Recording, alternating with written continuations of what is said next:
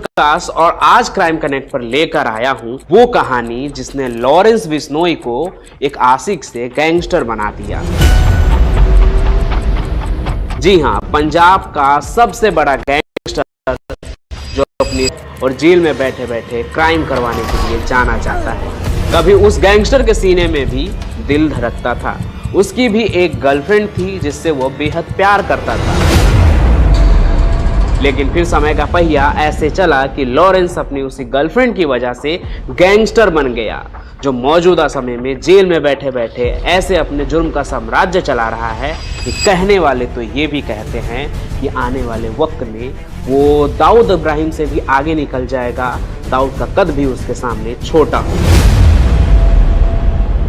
लेकिन फिलहाल आपको बताते हैं वो कहानी जिसने लॉरेंस को जुर्म के दुनिया में आने पर मजबूर कर दिया। गैंगस्टर लॉरेंस बिश्नोई का दहशत सिर्फ पंजाब में ही नहीं बल्कि पूरे देश में फैली हुई है। बड़े बड़े अपराधी भी उसके नाम से कांपते हैं। वो जेल में बंद रहकर भी जिसकी चाहे उसकी मौत लिख देता है, जिसका सबूत बीते सालों में हम सब ने देखा ही है। मैंने कई बार उसकी कहानी भी बताई है। मुझे लगता है वो सब आज बताने की ज़रूरत तो नहीं है, क्योंकि आज हम उस लॉरेंस की बात करेंगे जो पुलिस प्रशासन के लिए सिरदर्द नहीं था, बल्कि उस लॉरेंस बिश्नोई की बात आज हम करेंगे जो एक साधारण लड़का हुआ करता था, जिसकी एक बेहद ही खूबसूरत लव लाइफ थी और आज का गुंडा तब हार्डकोर आशिक हुआ करता था। अपने देखे थे अपनी गर्लफ्रेंड के साथ पूरी जिंदगी बिताने के। अपने स्कूल के टाइम से ही वो अपनी स्वीट हार्ट के साथ हर पल बिताना चाहता था, लेकिन उसके जिंदगी में घटी एक घटना ने सब कुछ बदल के रख दिया।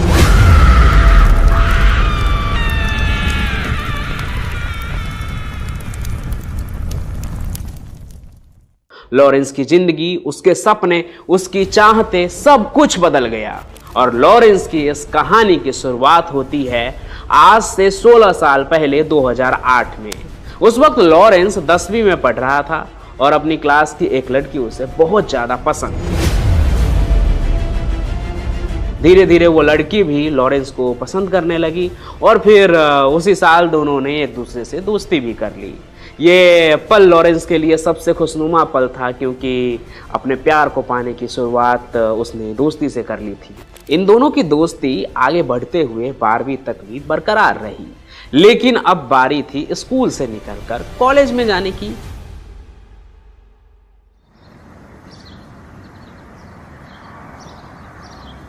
और जिस लड़की से लॉरेंस बिश्नोई प्यार करता था, उसने चंडीगढ़ के डीएवी कॉलेज में एडमिशन ले लिया, गांव और शहर से बहुत दूर।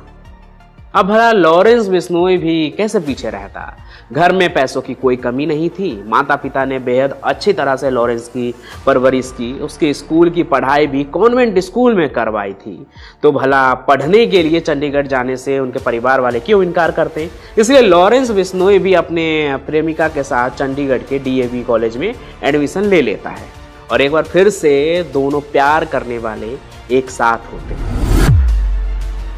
कॉलेज में साथ पढ़ते लिखते हुए उन दोनों की जिंदगी एकदम बढ़िया चल रही थी। दोनों एक दूसरे से इतने खुश थे कि उनकी प्लानिंग थी कि कॉलेज के बाद दोनों शादी कर लेंगे।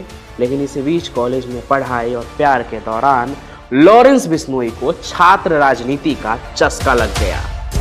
भाई सत श्री अकाल। अपने बड़े भरा यूनिवर्सिटी तो रोबिन ब्राड, विक्की मिट्टू खेड़ा ते अमनदीप मुल्तानी ਇੱਥੇ ਇਕੱਠੇ ਹੋਏ ਆ। बिश्नोई जिंदाबाद। लॉरेंस बिश्नोई ने कॉलेज में नेतागिरी शुरू कर दी और इसी के साथ उसने कॉलेज में दोस्तों का एक अच्छा खासा गैंग भी बना लिया था। लेकिन दोस्तों के गैंग के साथ साथ उसके दुश्मन भी बनने लगे थे। कॉलेज में दूसरा गैंग लॉरेंस बिश्नोई की पॉपुलैरिटी से काफ़ी चिढ़ने लगा था और उन्हें पता था कि लॉरेंस की जान उसकी प्रेमिका में बसती है, क्योंकि पूरे कॉलेज को लॉरेंस और उसकी गर्लफ्रेंड की लव स्टोरी के बारे में पता था। इसी बीच छात्र संघ के चुनाव हुए। लॉरेंस बिश्नोई भी इस चुनाव में खड़ा हुआ, लेकिन जीत मिली उसके विरोधी गुट को, जिसके बाद दोनों गुट के बीच जंग छिड़ गई। फिर डीएवी कॉलेज में लॉरेंस उस दूसरे ग्रुप के निशाने पर आ गया था उनके हाथ में ताकत थी, वो किसी भी कीमत पर उस लड़की से लॉरेंस को दूर करना चाहते थे जिससे वह जान से भी ज्यादा प्यार करता था। वो इसलिए क्योंकि लॉरेंस उसके बिना टूट जाए, अकेला हो जाए और उसमें अपने विरोधियों से लड़ने की हिम्मत ना बचे। फिर आया साल 2011 और इसी साल कॉलेज से एक दिल दहला देने वाली खबर निकलकर सामने आती है कि लॉरेंस से बदला लेने के लिए विरोधी गैंग ने उसकी प्रेमिका को जिंदा जला दिया।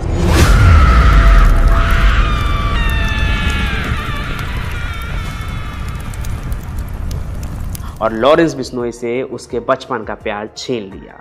सिर्फ यही नहीं, लॉरेंस की प्रेमिका की हत्या को बाद में उन्होंने एक्सीडेंट का नाम दे दिया। कहते हैं इसी बात से लॉरेंस इतना परेशान हुआ कि उसकी जिंदगी ने एक नया रुख ले लिया। फिर क्या, कॉलेज में लॉरेंस बिश्नोई ने सोपू यानी student organisation of Panjab university के नाम से एक गुट तो पहले ही बना लिया था चुनाव लड़ने के लिए। धीरे धीरे उसने अपने गैंग को मजबूत करना शुरू किया। लॉरेंस ने रिवॉल्वर भी खरीद ली और छात्र संघ के उन नेताओं पर फायरिंग की जिन पर उसकी गर्लफ्रेंड को मारने के आरोप लगे थे। और यहीं से लॉरेंस बिश्नोई ने अपना रिश्ता अपराध की दुनिया से जोड़ना शुरू कर दिया।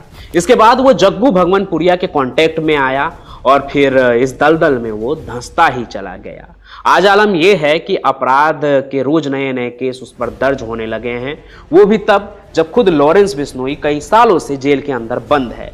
लेकिन क्या पता अगर लॉरेंस की लव स्टोरी अधूरी ना रही होती तो आज इस गैंगस्टर की कहानी कुछ और ही होती। शायद वो अपने माता पिता के सपने के मुताबिक कोई बड़ा खिलाड़ी या अपने पिता की तरह पुलिस विभाग में होता, न कि कोई क्रिमिनल। लेकिन आज जो सच्चाई है वो हम सभी के सामने है कि लॉरेंस बिश्नोई सबसे बड़ा गैंगस्टर बनकर उभर रहा है भारत देश में और हर तरफ दहशत फैला रहा है। न जाने कितने ही क्राइम उससे जुड़े हुए रोज ही सामने आते हैं, उसके गैंग से जुड़े हुए भी। जब वो जेल में था तो उसके बहुत से अपने लोगों को मार दिया गया। मैं अपने बड़े भाई मानता था विक्की मिट्टू खेड़ा को, तो उनके में इसकी इन्वॉल्वमेंट थी और हमारे एंटी गैंग को ये सपोर्ट करता था सर। वो विरोधी जो पार्टी के लोग थे उन्होंने ही मारा, लेकिन पुलिस ने कुछ किया नहीं तो उसे खुद हथियार उठाना पड़ा। अब लॉरेंस चाहे कुछ भी कहे, लेकिन था वो एक अपराधी ही, जेल में सजा काट रहा था और लगता है कि उसको ये जिंदगी रास आने लगी थी, उससे और बड़ा गैंगस्टर बनना था, डॉन बनना था। इसलिए वो ऐसे काम करते रहता था जिससे कि वो लाइमलाइट में आ जाए। बहुत ही शार्प माइंड का था वो, ऐसे ऐसे चीज़ों को चुनता था वो और ताकि वो सुर्खियों में आ जाए। इस काम के लिए सलमान खान को चुनता है।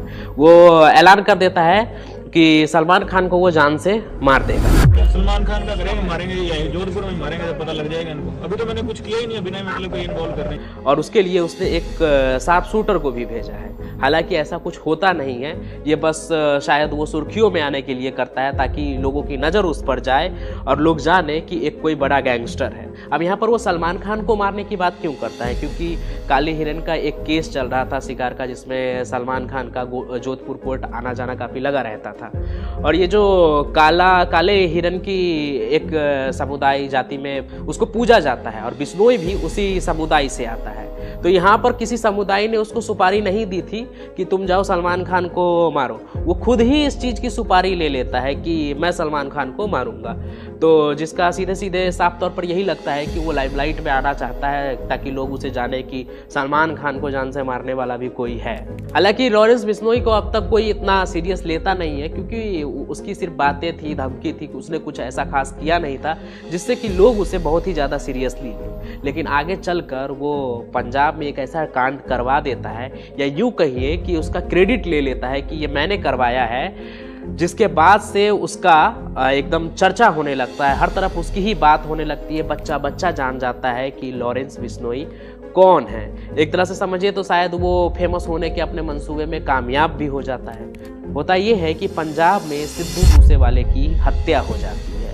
अब सिद्धू मूसेवाला कौन था ये बताने की ज़रूरत तो है नहीं। एक बहुत ही बड़ा पंजाबी सिंगर जिसका सिर्फ भारत में ही नहीं बल्कि कई देशों में फ़ैन फॉलोइंग है। उसके गाने इतने सुने जाते हैं जिसकी कोई बात ही नहीं है। आज भी जब उनके पिछले गाने रिलीज होते हैं तो वो यूट्यूब पर रिकॉर्ड तोड़ देते हैं। तो उनकी हत्या हो जाती है और इस हत्या में नाम निकलकर सामने आता है लॉरेंस बिश्नोई का। लॉरेंस बिश्नोई बाकायदा फेसबुक पर पोस्ट डालकर इस पूरे मामले की जिम्मेदारी लेता है।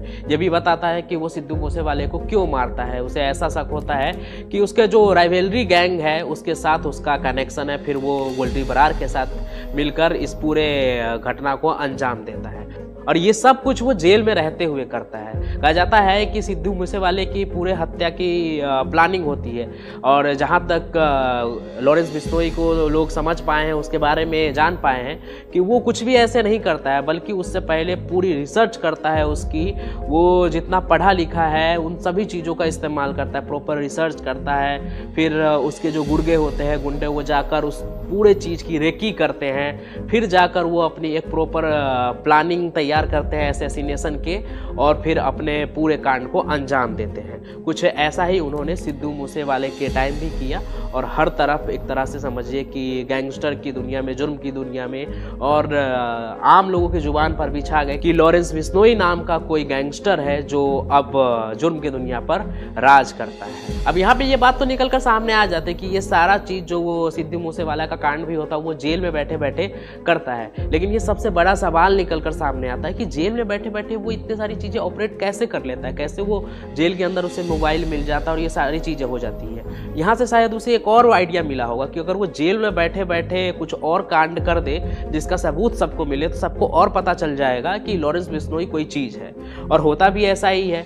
लॉरेंस बिश्नोई जेल में बैठे बैठे ही एक रिपोर्टर को अपनी क्या कहते हैं, एक तरह से इंटरव्यू दे देता है व्हाट्सएप कॉल पे, जेल के अंदर बैठे हुए, और किसी को इस बात की भनक नहीं होती है। और उसके बाद वो रातों ही रात एक तरह से फिर से हर तरफ छा जाता है लॉरेंस बिश्नोई, लॉरेंस बिश्नोई, एक गैंगस्टर जो न्यूज चैनल पर आकर अपनी कहानी सुना रहा है, खुद को जस्टिफाई कर रहा है कि मैंने तो कुछ गलत नहीं किया, मैं तो बस अन्याय के खिलाफ हथियार उठा रहा हूँ, कोई अगर गलत कर रहा है तो मैं उसे सजा दे रहा हूँ। इस तरह की बातें वो पूरे इंटरव्यू में करता है। लेकिन सवाल ये है कि जेल के अंदर बैठ बिश्नोई जैमर लगे होने के बावजूद भी ऑनलाइन इंटरव्यू कैसे दे दी, और तो और जेल के अंदर मोबाइल में उन ऐप को कैसे चला रहा है जो भारत में हर तरीके से बैन है। कैसे मिल रही है लॉरेंस बिश्नोई को जेल के अंदर इंटरनेट की स्पेशल सर्विस। अब देखिए, पूरी सच्चाई बताऊंगा ना तो आप भी सोचने लगेंगे कि ये कैसी बदहाली है जिसके आगे अपराधी तो दुरुस्त है लेकिन जेल प्रशासन सुस्त। और ये जैमर ही है जिसके वजह से अपराधी जेल के अंदर से मौत का कारोबार चला रहे हैं। क्या है जेल के अंदर जैमर की कहानी, आइए बताता हूं।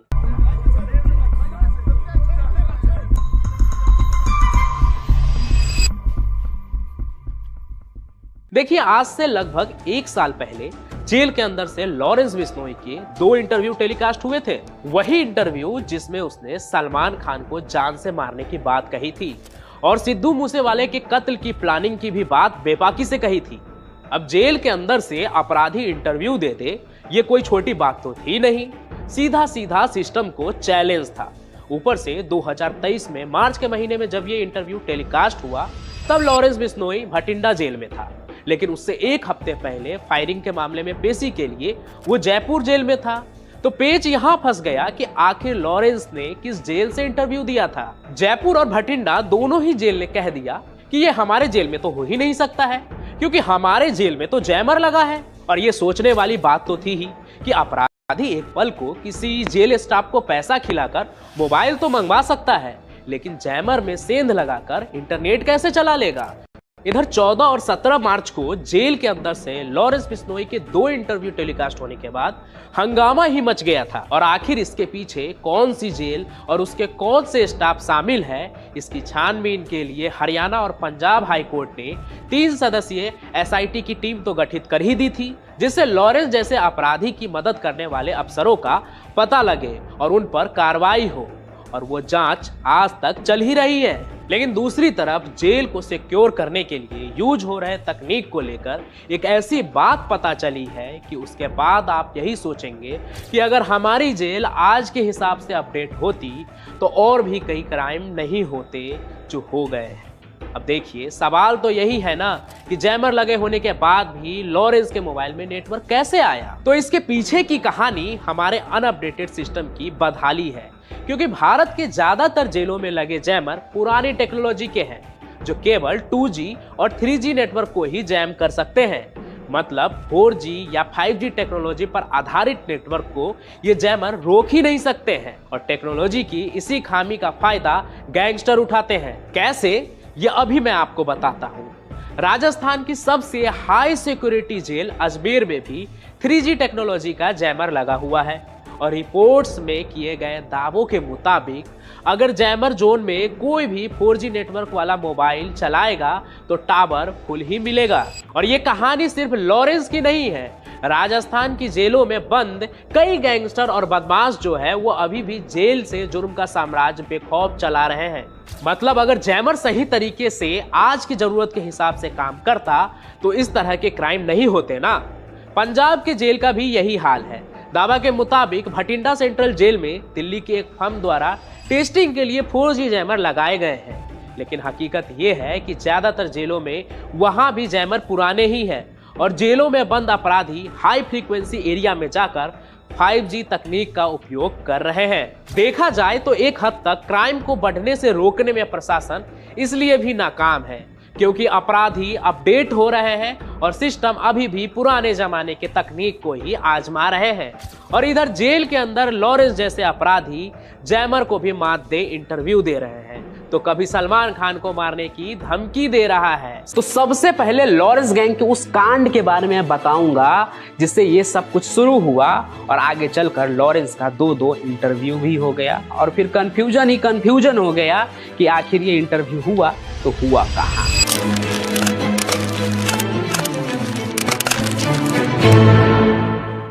तो ये बात है लगभग 1 साल पुरानी। जयपुर के जी क्लब के मालिक से लॉरेंस गैंग ने 5 करोड़ रुपए की रंगदारी मांगी थी जो शायद उन्होंने नहीं दी होगी।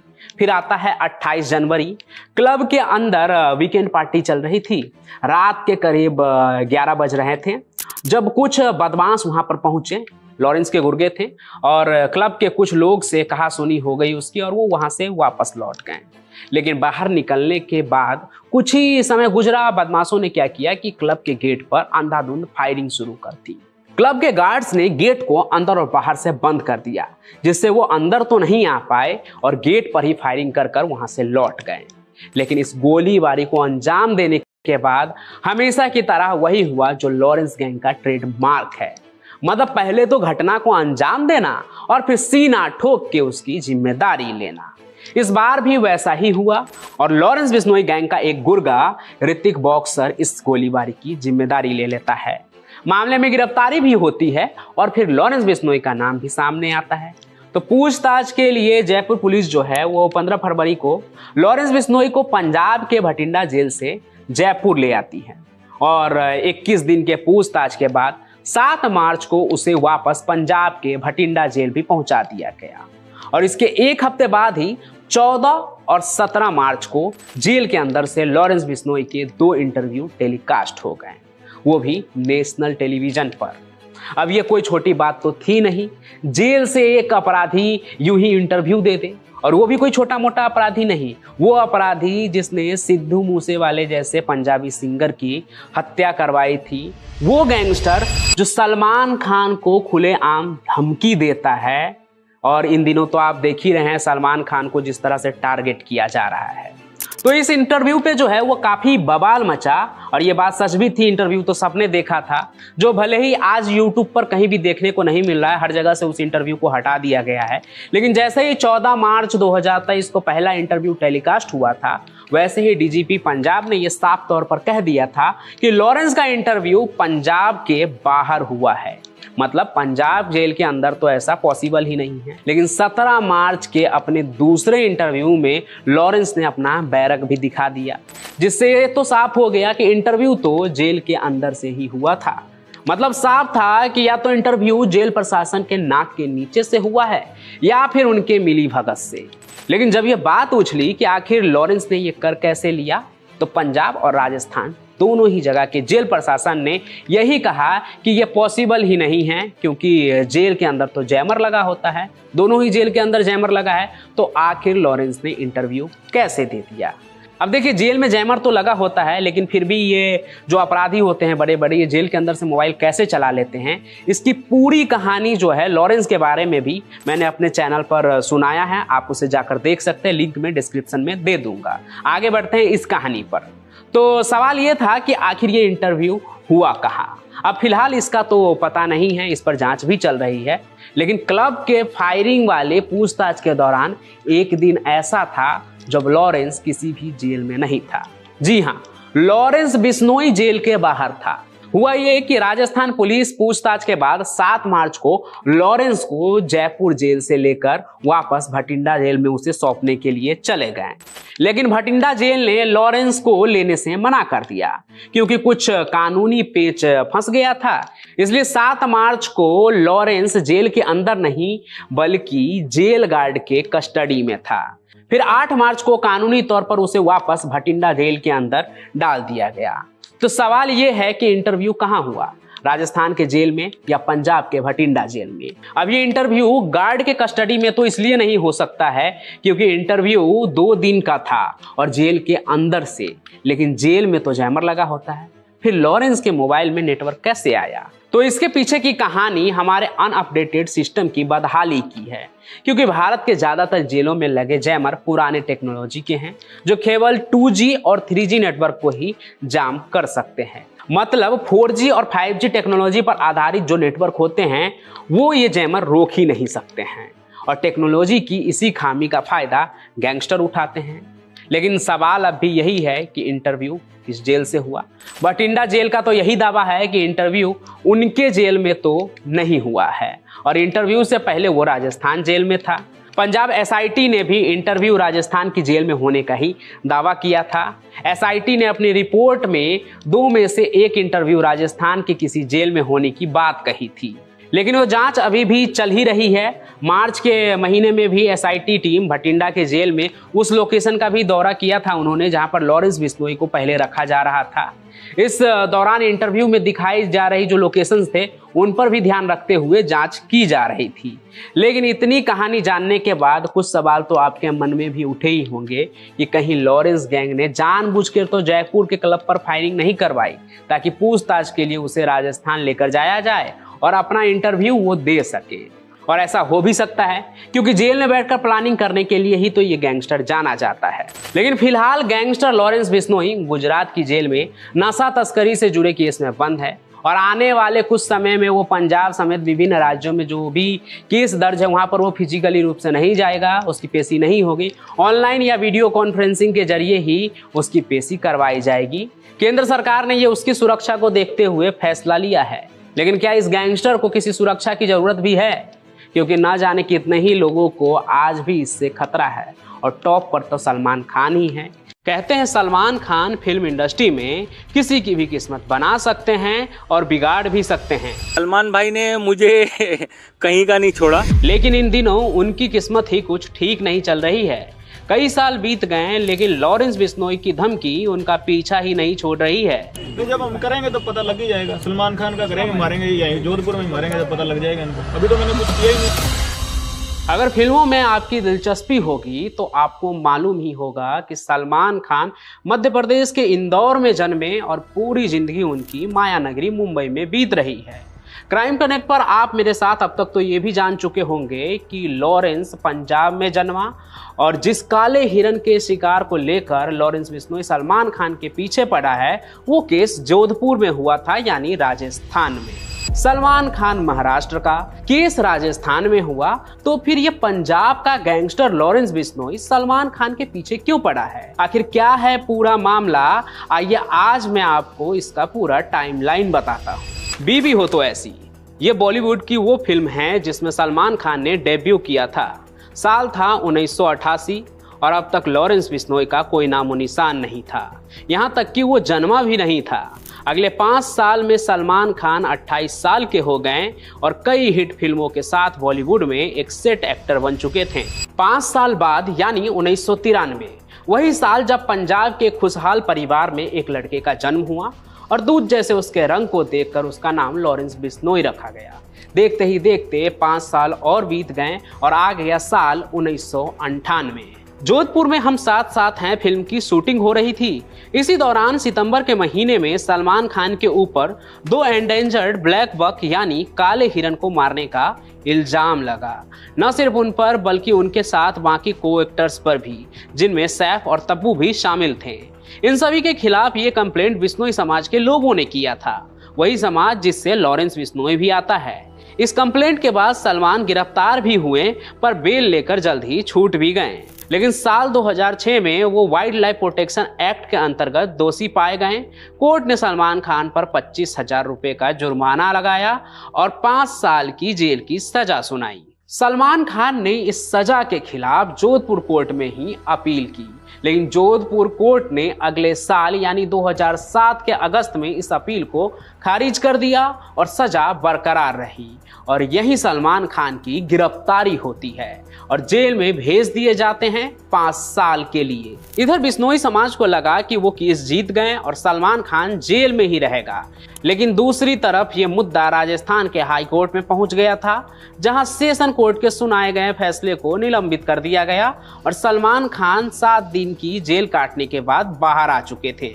इस हिदायत के साथ इजाजत के वो देश के बाहर उड़ान भरने की कोशिश भी नहीं करेंगे। इस वक्त तक 93 में जन्मा लॉरेंस चंडीगढ़ तक पहुंच गया था, लेकिन अभी तक ना वो गैंगस्टर बना था और ना ही सलमान खान से उसका कोई लेना देना था। वो चंडीगढ़ के कॉलेज में आर्ट्स की पढ़ाई कर रहा था और अपने परीक्षा के दौरान चीटिंग करते हुए पकड़ा गया, जिसके बाद खिड़की से कूदकर भाग गया और आर्ट्स की पढ़ाई धरी रह गई। हालांकि बाद में लॉरेंस ने पंजाब यूनिवर्सिटी से लॉ की पढ़ाई पूरी की थी।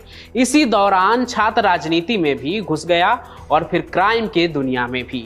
साल 2010 में ही उसके ऊपर अटेम्प्ट टू मर्डर के चार्जेस लग चुके थे। हालांकि लॉरेंस के बारे में मैंने आपको कई वीडियो में बताया है, उन तमाम वीडियो का जो प्लेलिस्ट है उसको मैं डिस्क्रिप्शन में ऐड कर दूंगा, आप वहां से देख लीजिएगा। फिलहाल आते हैं आज की तारीख में सलमान खान के सबसे बड़े दुश्मन लॉरेंस की कहानी पर, जिस पर अगले साल ही 2011 में असॉल्ट और रॉबरी के चार्जेस भी लग गए, जो छात्र राजनीति से जुड़ा था। इधर सलमान खान का केस राजस्थान हाई कोर्ट में साल दर साल चलता रहा। फिर साल 2016 में ये फैसला भी आ गया कि इस बात का कोई सबूत नहीं है कि काले हिरन की जिस गोली से मौत हुई वो सलमान खान के लाइसेंसी बंदूक से ही चली थी। सलमान खान के लिए यह बहुत ही बड़ी राहत थी। फैसला आए अभी कुछ महीने ही बीते थे कि राजस्थान सरकार ने सुप्रीम कोर्ट में राजस्थान हाई कोर्ट के फैसले के खिलाफ अपील दायर कर दी कि ये गलत हो रहा है, एक्टर को जेल में होना चाहिए। फिर फास्ट ट्रैक अदालत बैठी और ये पूरा मामला वापस से जोधपुर सेशन कोर्ट में आ गया, जहां फिर से सलमान खान के लिए वही सजा बरकरार रही, 5 साल की जेल, जबकि उनके साथ नामजद बाकी को एक्टर्स को इस केस से छुट्टी मिल गई। जब जोधपुर कोर्ट ने यह फैसला सुनाया वो तारीख थी 6 अप्रैल 2018। उस दिन ही सलमान खान ने बेल की अपील कर दी थी, जिसका फैसला अगले दिन आने वाला था। सबको लगा कि इस बार तो जेल पक्का है, लेकिन अदालत से बेल की अपील को हरी झंडी मिल गई और सलमान खान अपने माया नगरी मुंबई लौट गए। उसी साल 2018 में एक बड़ी हेडलाइन बनी जब पंजाब के नामी बदमाश लॉरेंस बिश्नोई ने मीडिया में ये बयान दे दिया कि उसका मकसद तो सलमान खान को मारना है। तो जब हम करेंगे तो पता लग ही जाएगा, सलमान खान का करेंगे, मारेंगे, यहीं जोधपुर में मारेंगे तो पता लग जाएगा इनको। अभी तो मैंने कुछ किया ही नहीं। दरअसल बिश्नोई समाज में काले हिरन को पूजा जाता है और सलमान खान पर उसी काले हिरन के शिकार का मुकदमा आज भी चल रहा है। शुरुआत में सभी को लगा कि लॉरेंस जेल में बंद गुंडा है जिसने पॉपुलैरिटी पाने के लिए ये बक दिया है, लेकिन जेल में बैठे बैठे जिस तरह पिछले 5 साल में लॉरेंस के क्राइम का ग्राफ बढ़ता ही जा रहा है और कई नामी मर्डर में भी लॉरेंस का नाम सामने आ रहा है, उससे सलमान खान के लिए मुश्किलें बढ़ती ही जा रही है। पिछले साल तक तो ये बस धमकी ही लग रही थी कि सलमान खान को मारने के लिए शार्प शूटर तैयार किए जा रहे हैं, प्लान बनाया जा रहा है। लेकिन जिस तरह से सलमान खान के गैलेक्सी अपार्टमेंट के बाहर गोलियां दागी गई उसे इनकार नहीं किया जा सकता है। भले ही गोलियां सिर्फ धमकाने के लिए चलाई गई, लेकिन बड़ा सवाल ये है कि कैसे लॉरेंस जेल में बैठे बैठे ये सब प्लान कर ले रहा है, वो भी तब जब जेल से इंटरव्यू दिए जाने वाला मामला पहले ही जांच के घेरे में है। एक सवाल ये भी है कि आखिर लॉरेंस सलमान से चाहता क्या है। देखिए इसके पीछे की कहानी है माफी का। लॉरेंस बिश्नोई के मुताबिक सलमान खान ने काले हिरन का शिकार करके उनके समाज का अपमान किया है और अब वो चाहता है कि सलमान खान इस बात की माफी मांगे, नहीं तो वो तैयार है अपने दावे के मुताबिक और समय समय पर अपने आतंक का नमूना भी देता रहता है कि वो क्या कर सकता है। तो सलमान वर्सेज लॉरेंस या फिर लॉरेंस की सलमान से दुश्मनी कह लीजिए, लॉरेंस बिश्नोई सलमान खान के पीछे उस बात को लेकर पड़ा है जिसके लिए वो लगभग 3 दशक से अदालत के चक्कर काट रहे हैं। सलमान खान का करेंगे मारेंगे, यहीं जोधपुर में मारेंगे तो पता लग जाएगा इनको। और आज एक बार फिर से ये बात मैं इसलिए कर रहा हूं क्योंकि इसी महीने सलमान खान को मारने के लिए लॉरेंस के शूटर तैयार थे। इरादा AK-47 से सलमान के गाड़ी पर हमला करने का था, लेकिन वो शूटर्स पकड़े गए। फिर इसी महीने लॉरेंस बिश्नोई का पाकिस्तानी गैंगस्टर के साथ वीडियो कॉल भी वायरल हो जाता है और उसी वीडियो कॉल से अब एक और कहानी निकल रही है। कहानी सलमान और लॉरेंस के बीच सुलह की, लेकिन ये होगा कैसे वो तो आगे मैं बताऊंगा।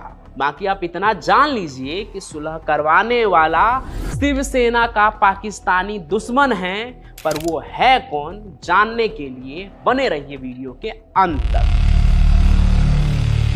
तो लॉरेंस के वायरल वीडियो कॉल वाले कहानी में आप ये तो जान ही गए होंगे कि लॉरेंस पाकिस्तानी गैंगस्टर शहजाद भट्टी को फोन पर ईद की बधाई दे रहा था वीडियो कॉल पर। उसी गैंगस्टर भट्टी को जिसका नेटवर्क सिर्फ पाकिस्तान में ही नहीं बल्कि ऑर्गेनाइज्ड क्राइम की दुनिया में कई देशों में फैला हुआ है।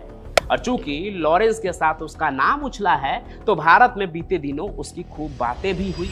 तो अब पाकिस्तान में बैठे तस्कर शाहिद भट्टी ने भी इसका जवाब दिया है।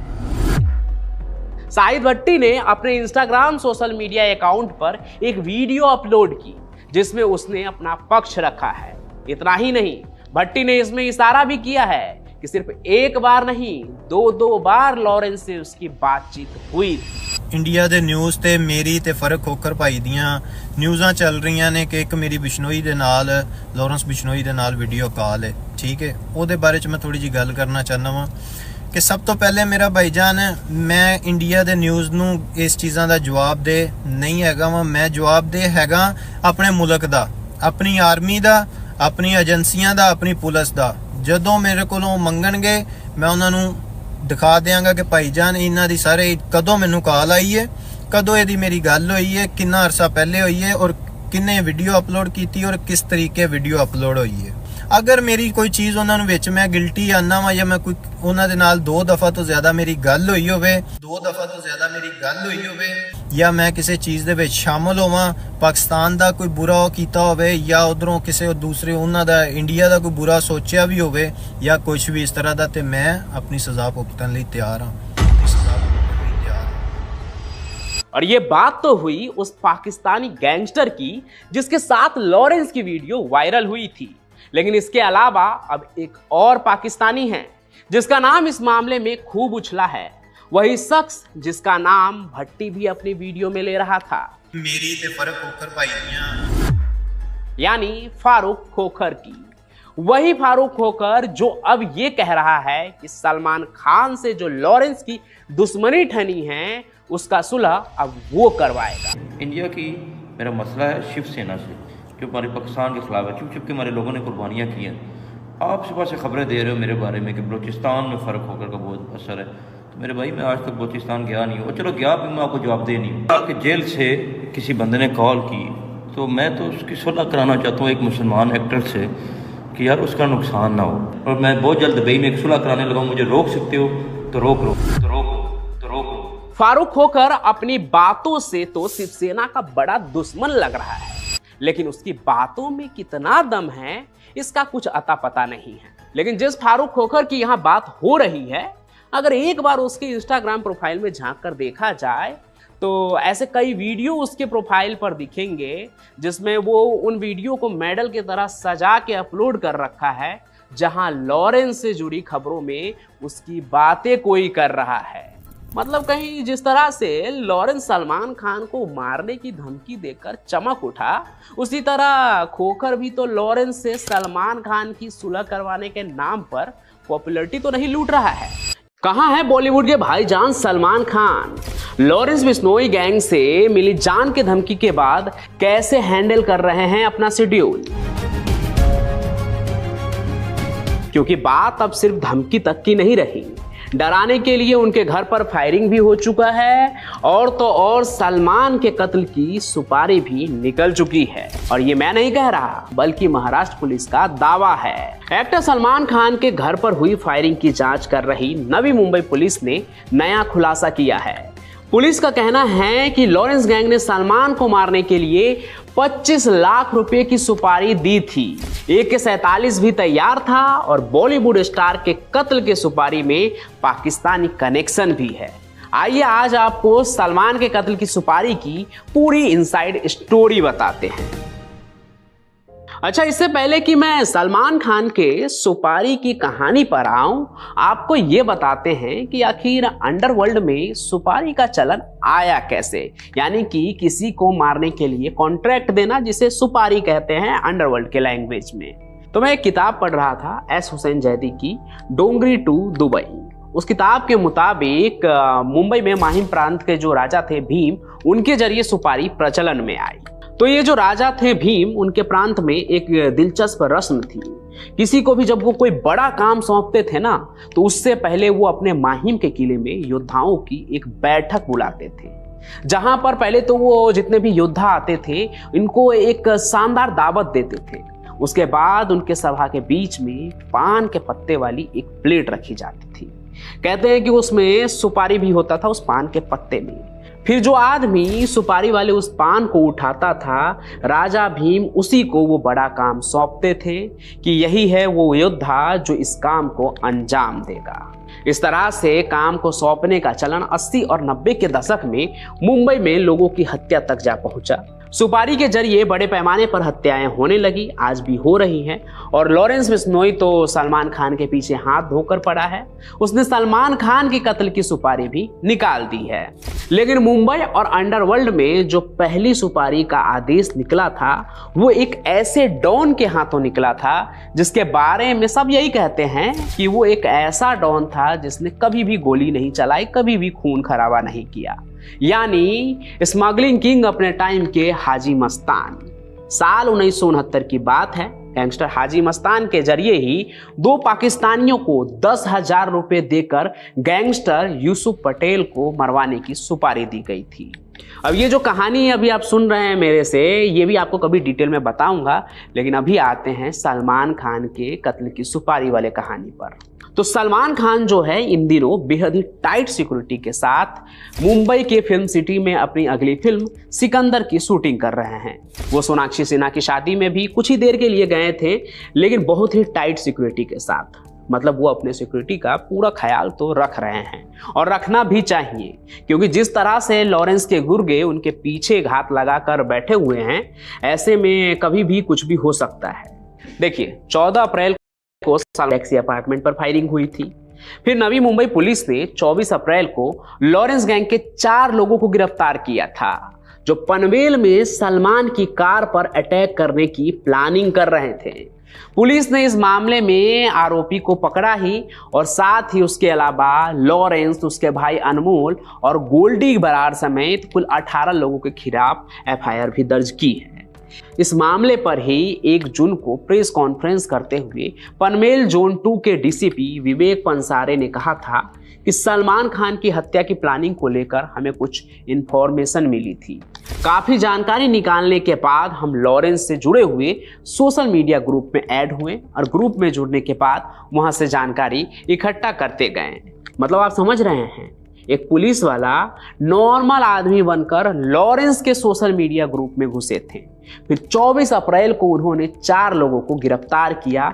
मतलब उनके ग्रुप से ही उनको पता लगा होगा शायद कि लॉरेंस की प्लानिंग क्या है सलमान खान को लेकर। हालांकि इस मामले में 4 लोगों को तो गिरफ्तार किया ही गया है, बाकी अभी 10-12 और आरोपियों की तलाश जारी है। गिरफ्तारी क्यों हुई और तलाश क्यों जारी है?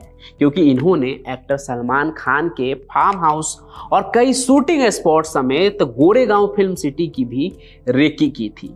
पुलिस को इनके मोबाइल फोन से ऐसे कई वीडियोज भी बरामद हुए हैं। इनके साथ ही इनके पास कई फोन थे, कई सिम कार्ड्स भी इनसे बरामद किए गए हैं। इन चारों ने सलमान खान के घर पर और फार्म हाउस की रेकी की थी। इनमें अजय कश्यप जो है वो पाकिस्तान में रहने वाले डोगर नाम के शख्स को वीडियो कॉल के जरिए कांटेक्ट भी करता है। कांटेक्ट किस लिए? ताकि सलमान खान पर जो ये अटैक की प्लानिंग कर रहे थे उसमें जो AK-47 इन्हें चाहिए था वो ये पाकिस्तान से ही मंगवाना चाह रहे थे। पुलिस के मुताबिक अरेस्ट हुए ये सभी आरोपी राजस्थान के गैंगस्टर आनंद पाल की बेटी चीनू के भी संपर्क में थे। और तो और पुलिस को इस बात का भी शक है कि पांचों सोशल मीडिया पर जुड़े अपने फॉलोअर्स का भी इस हत्या को अंजाम देने में इस्तेमाल कर सकते हैं। और इस बात में कोई दो राय नहीं है कि आजकल के यूथ इन गैंगस्टर से काफी प्रभावित हो रहे हैं। मैंने पिछले एक वीडियो में भी कहा था कि क्राइम कनेक्ट के स्टोरी पर ही कमेंट आते हैं। कई लोग ऐसे होते हैं जो लॉरेंस जैसे गैंगस्टर को सपोर्ट करते हैं, गोल्डी बरार जैसे गैंगस्टर को सपोर्ट करते हैं। हालांकि उन्हें सोचना चाहिए कि ये कैसे लोग हैं। बाकी ये जो आरोपी थे वो पुलिस की गिरफ्त में हैं, जो सलमान खान की कत्ल की सुपारी ले AK-47 से हमला करने के लिए तैयार थे। इसके अलावा पुलिस को ये भी जानकारी मिली है कि मुंबई, रायगढ़, नवी मुंबई, ठाणे, पुणे और गुजरात से आने वाले लॉरेंस और संपत नेहरा गैंग के तकरीबन 60 से 70 गुर्गे सलमान खान पर नजर रखे हुए हैं अभी भी। ऐसे में जब ये लोग 20-25 लाख रुपए के लिए सलमान खान तक को मारने के लिए तैयार हो जा रहे हैं, वैसे में सलमान खान की सिक्योरिटी मुंबई पुलिस के लिए और भी बड़ी रिस्पॉन्सिबिलिटी बन जाती है। क्योंकि लॉरेंस बिश्नोई के पास शूटर्स की कमी नहीं है और जिस तरह से वो बार बार सलमान खान को टारगेट कर रहा है, वैसे में कोई बड़ी बात नहीं है कि उसकी कोई और भी प्लानिंग चल रही हो। इनके क्राइम का नेटवर्क इतना मजबूत है कि ये देश ही नहीं बल्कि विदेश में भी कभी भी कहीं भी किसी की भी जान ले सकते हैं। लेकिन क्या ये सब कुछ लॉरेंस जेल से ही कर लेता है? जवाब है नहीं, बिल्कुल नहीं। लॉरेंस इस पूरे बिश्नोई गैंग का वो ब्रांड है जिसके नाम पर ये सारे कांड होते हैं, लेकिन हर कांड के प्लानिंग और अंजाम देने के पीछे मास्टरमाइंड कोई और होता है। वो जो बैठा है विदेश में, लेकिन सिर्फ उसके एक कॉल से ही दिल्ली से लेकर पंजाब तक गोलियों की आवाज से लोग कांप उठते हैं। वो कहकर लॉरेंस गैंग के दुश्मनों की जान लेता है और फिर छाती ठोक कर उसका ऐलान भी करता है। सिर्फ फेसबुक पर ही नहीं बल्कि नेशनल टेलीविजन पर भी। कहते हैं अगर वो ना हो तो लॉरेंस की पहचान खत्म हो जाएगी, क्योंकि यही है जिसे लॉरेंस बिश्नोई गैंग का चाणक्य कहते हैं और नाम है उसका सतविंदरजीत सिंह उर्फ गोल्डी बरार। वो गैंगस्टर जिसकी तलाश आज 3 मुल्कों के पुलिस और सरकार को है। आप यकीन नहीं करेंगे, उसका जन्म पंजाब पुलिस के ASI रहे शमशेर सिंह के घर में हुआ था। वो हॉकी का स्टेट लेवल का प्लेयर था, लेकिन दोस्ती ऐसी थी कि गोल्डी की सोहबत बिगड़ने लगी। घर वालों ने ग्रेजुएशन के बाद साल 2017 में उसे स्टूडेंट वीजा पर कनाडा पढ़ने के लिए भेज दिया। गोल्डी था तो कनाडा में, लेकिन पंजाब के आबो हवा से दूर नहीं रहता था। उसे पल पल की खबर होती थी। फिर साल 2020 में कुछ ऐसा हुआ जिसने उसे हमेशा के लिए बदल के रख दिया। और यहीं आगे वो रूबरू होगा उस इंसान से जिससे आज सलमान खान के जान को भी खतरा है। तो साल 2020 में हुआ ये कि अक्टूबर के महीने में चंडीगढ़ शहर में student organisation of Panjab university यानी सोपू के पूर्व अध्यक्ष गुरलाल बराड़ को गोलियों से भूनकर मौत के घाट उतार दिया गया। मरने वाला आदमी गोल्डी बरार का चचेरा भाई तो था ही, बल्कि कॉलेज टाइम में जब सोपू बना था तो गुरलाल बरार गैंगस्टर लॉरेंस बिश्नोई का बेहद करीबी दोस्त भी था। इस हत्या से जेल में बंद लॉरेंस और कनाडा में बैठे गोल्डी दोनों को ही बहुत धक्का लगा और यहीं से क्राइम के दुनिया में इन दोनों के साथ की शुरुआत हुई और मकसद बना गुरलाल बरार की मौत का बदला। पंजाब में हुए इस हत्या के पीछे आर्मेनिया से ऑपरेट करने वाले बम्बिहा गैंग थे। अब आप सोच रहे होंगे बम्बिहा तो 2016 में ही पुलिस एनकाउंटर में मारा गया था। बात सही भी है, लेकिन उसका गैंग आज भी चलता है, एक्टिव है और गुरलाल की हत्या की जिम्मेदारी उसी गैंग के गौरव उर्फ लकी पटियाल ने ली थी। असल में इस हमले के पीछे भी बदले की कहानी है। दरअसल साल 2017 में बम्बिहा गैंग के एक मेंबर लवी दयोरा की हत्या कर दी गई थी, जिसमें लॉरेंस के करीबी संपत नेहरा का भी नाम आया था और पुलिस ने गुरलाल बराड़ से भी पूछताछ की, लेकिन बाद में उसे क्लीन चिट मिल गया। तो बाद में बम्बिहा गैंग ने उससे अपने हिसाब से बदला लिया, लेकिन चचेरे भाई के हुए इस कत्ल से गोल्डी बराड़ पूरी तरह बदल गया। हुआ ये कि लॉरेंस तब अजमेर जेल में बंद था। कनाडा से ही गोल्डी बराड़ ने उससे कांटेक्ट किया और बदला लेने की बात कह दी। लॉरेंस ने इस काम को फिर से संपत नेहरा को सौंप दिया। आगे उसने संदीप उर्फ काला जठेरी के 2 शार्प शूटर को तैयार किए और दोनों गैंग के बीच गैंग वार का एक ऐसा सिलसिला शुरू हो गया फिर, जिसका अंत आज की तारीख में भी नहीं हुआ है। अब गुरलाल की हत्या की जिम्मेदारी लेने वाला का पता तो था नहीं, वो देश से बाहर था। तो गोल्डी बराड़ ने फरीदकोट जिला में यूथ कांग्रेस अध्यक्ष गुरलाल सिंह भुल्लर उर्फ पहलवान की हत्या करवा दी। वो बम्बिहा गैंग से कनेक्टेड था। फिर इस हत्या के जवाब में इसके कुछ महीने बाद गोल्डी बराड़ और लॉरेंस बिश्नोई के कॉलेज के दिनों का एक करीबी युवा नेता दोस्त था विक्की मिडू खेरा, उसकी मोहाली में गोलियों से भूनकर हत्या कर दी गई। इस हत्याकांड में पंजाबी सिंगर शुभदीप सिंह उर्फ सिद्धू मूसेवाला के मैनेजर सगनप्रीत सिंह की भी भूमिका सामने आई, जो बाद में विदेश भाग गया। लेकिन मिड्डू खेड़ा की मौत से लॉरेंस और गोल्डी दोनों बौखला से गए।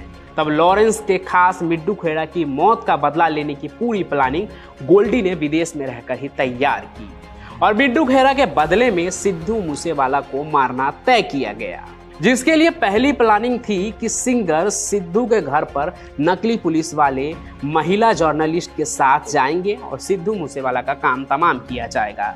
लेकिन तब इस काम के लिए लड़की नहीं मिली और पुलिस यूनिफॉर्म भी नकली सही तरह से इकट्ठा नहीं हो पाया। इस वजह से गोल्डी बराड़ ने ये प्लान ड्रॉप कर दिया। फिर जैसे ही मूसेवाले की प्रोटेक्शन हटने की खबर मिली, वैसे ही गोल्डी के एक इशारे पर मानसा में दिन दहाड़े एक ऐसा कांड हो गया कि पूरा देश सदमे में चला गया और यहीं से लॉरेंस बिश्नोई नेशनल सेंसेशन बन गया और उसके पीछे का दिमाग गोल्डी बराड़ था, जो पुलिस के हाथ आया ही नहीं कभी। मूसेवाला हत्याकांड की जिम्मेदारी लॉरेंस गैंग के बिहाफ पर गोल्डी ने ली, लेकिन सब जानते हैं कि इसके पीछे असली मास्टरमाइंड तो गोल्डी ही है। खुद लॉरेंस बिश्नोई ने भी जब जेल से इंटरव्यू दिया था तो उसने कहा था कि गोल्डी भाई ने करा था सब। भाई, जी हाँ भाई। आज गोल्डी बराड़ जितना खास है लॉरेंस और उसके गैंग के लिए, उसके अलावा शायद ही कोई और होगा। मूसेवाला हत्याकांड से पहले इस गैंग को ज्यादा लोग नहीं जानते थे, लेकिन इस कांड के बाद से लोग लॉरेंस के नाम और गोल्डी के दिमाग से थर थर कांपते हैं। उनके एक कॉल पर करोड़ों न्यौछावर कर देते हैं, क्योंकि सबको अपनी जान प्यारी है और अगर कोई उनके रास्ते में आया तो उनका अंजाम गोलियों से ही तय हो जाता है। राजस्थान का वो मामला तो आपको याद ही होगा, जब करनी सेना के सुखदेव सिंह गोगामेडी को उनके घर में घुसकर मारा गया। इस हत्याकांड की जिम्मेदारी भी लॉरेंस गैंग के रोहित गोदारा ने ली थी, लेकिन इस बड़े हत्याकांड के पीछे दिमाग गोल्डी बराड़ का ही था। उसने खुद नेशनल टेलीविजन पर इस बात को कबूला भी था कि ये काम उसके इशारे पर ही हुआ था, क्योंकि गोगामेडी उसके किसी प्रॉपर्टी के मामले में घुस रहा था। क्यों आपने करनी सेना के इतने बड़े नेता की हत्या करवाई? हमारा इसके साथ डिस्प्यूट कोई किसी प्रॉपर्टी के मैटर को लेके हुआ था जी। बहुत ही कम समय में इस गैंग की हिम्मत इतनी बढ़ गई है कि कभी भी किसी के पास भी कॉल आ जाता है। गोल्डी ने तो फेमस सिंगर हनी सिंह को भी नहीं छोड़ा, उनको भी 50 लाख के एक्सटॉर्शन का कॉल गया था। हालांकि इतने बड़े बड़े कांड होने के बाद पुलिस की नजर भी इन पर है, लेकिन वो करे भी क्या। जिस लॉरेंस के नाम पर इतने बड़े बड़े कांड हो रहे हैं, वो पहले से ही पुलिस के गिरफ्त में हाई सिक्योरिटी जेल में बंद है और जो इन तमाम कांड की स्क्रिप्ट तैयार करता है यानी गोल्डी बराड़, वो देश से फरार है। हालांकि भारत सरकार ने विदेश से ऑपरेट कर रहे 28 शातिर गैंगस्टर की लिस्ट में 29 साल के गोल्डी बराड़ को एकदम टॉप पर रखा है। इंटरपोल के जरिए कनाडा पुलिस पर गोल्डी को खोजने का दबाव भी बनाया गया, लिहाजा कनाडा सरकार ने अपने यहाँ 25 मोस्ट वांटेड की लिस्ट में गोल्डी को 15वें नंबर पर रखा है और इस पर 1.5 करोड़ रुपए का इनाम भी रखा गया है वहां। लेकिन खबर फिर ये निकल कर सामने आ गई कि वो कनाडा से भी फरार हो चला है। फिलहाल अमेरिका के कैलिफोर्निया में छिपे होने की उसकी खबरें आती है और वहीं से वो देश के कई राज्यों में अपना नेटवर्क बनाकर लॉरेंस के नाम पर जराइम का बिजनेस चला रहा है, लोगों से पैसे वसूल रहा है, लोगों की हत्याएं भी कर रहा है। हाल में ही उसके मारे जाने की खबर भी उछली थी, लेकिन कुछ ही घंटे में वो खबर अफवाह निकली। आज भले ही भारत में सबके जुबान पर लॉरेंस बिश्नोई का ही नाम हो कि सब उसके इशारे पर ही हो रहा है, लेकिन उसके गैंग की असली ताकत है गोल्डी। अगर लॉरेंस बिश्नोई गैंग पूरा शरीर है तो गोल्डी उसका दिमाग। इसलिए अगर लॉरेंस सिंडिकेट की कमर तोड़नी है तो गोल्डी बरार पर लगाम लगानी ही होगी। गोल्डी बरार की कहानी आपको कैसी लगी और ऐसे गैंगस्टर के बारे में आप क्या सोचते हैं वो हमें कमेंट बॉक्स में जरूर लिखें। साथ ही साथ इस वीडियो को लाइक करें, ज्यादा से ज्यादा शेयर करें, इस चैनल को सब्सक्राइब भी करें। हम फिर मिलेंगे नए सफर में किसी और चौंका देने वाली कहानी के साथ। तब तक के लिए आपका बहुत